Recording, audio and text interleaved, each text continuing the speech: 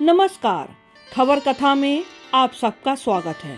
इस खबर में हम बात करेंगे अयोध्या में होने वाले दीपोत्सव की। पिछले वर्षों की भांति इस वर्ष भी अयोध्या में भव्य दीपोत्सव की तैयारियां तेज हो गई हैं।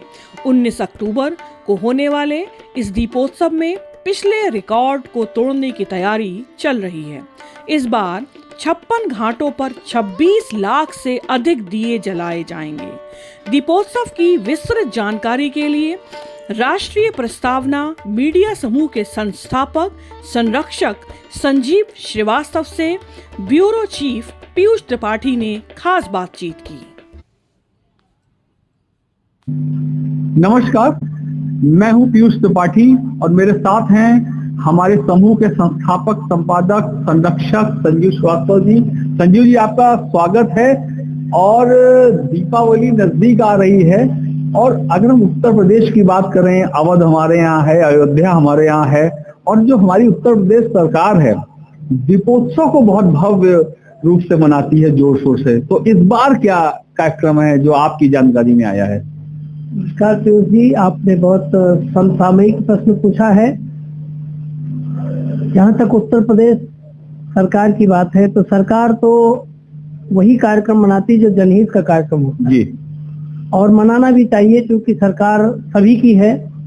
और पिछले 8 वर्षों से जो भारतीय जनता पार्टी के नेतृत्व वाली सरकार है, जिसके मुख्यमंत्री योगी आदित्यनाथ जी हैं, जैसा कि आपको पता है अवध शब्द से ही जहाँ कभी वध नहीं होता है इसीलिए उसको अवध कहा जाता है, अर्थात शांति का एक प्रतीक है अवध जी।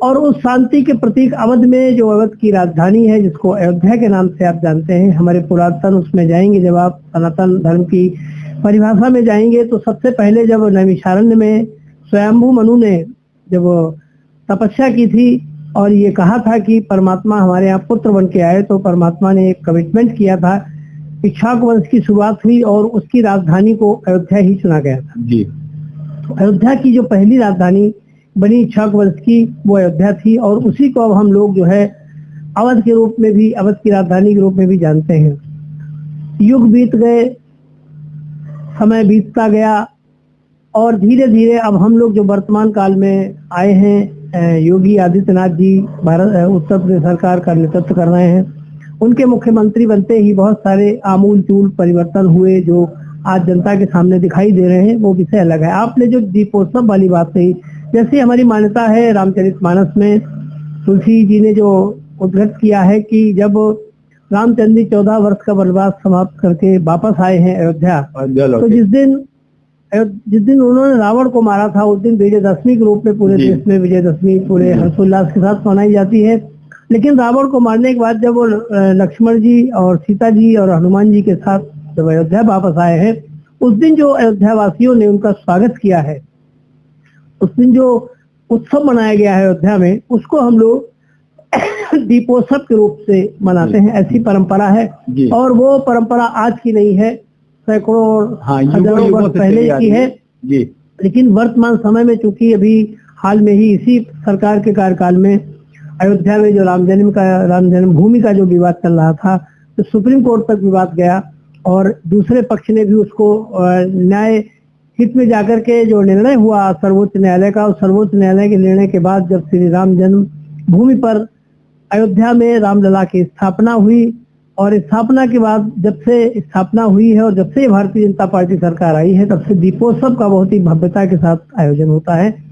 जैसा कि मेरी जानकारी है, इस वर्ष भी 19 अक्टूबर को दीपोत्सव का एक आयोजन उत्तर प्रदेश सरकार कर रही है, जिसमें सरकार के मुखिया योगी आदित्यनाथ जी अपनी पूरी कैबिनेट के साथ वहां दीपोत्सव में जाते हैं और रामचंद्र जी, सीता जी, लक्ष्मण जी सहित हनुमान जी सहित एक झांकी होती है। शाम के समय वहाँ दीपोत्सव का बहुत अच्छा आयोजन होता है।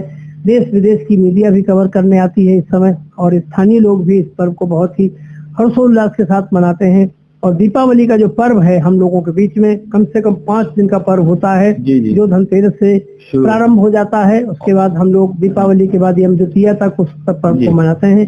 भारतवर्ष में अब ये त्योहार पूरे कोने कोने में, कोई भी ऐसा राज्य नहीं है जहाँ दीपावली का पर्व नहीं मनाया जाता है। और सनातन धर्म की पताका फहराने वाले लोग तो विदेशों में भी इस पर्व को बहुत अच्छा मनाते हैं।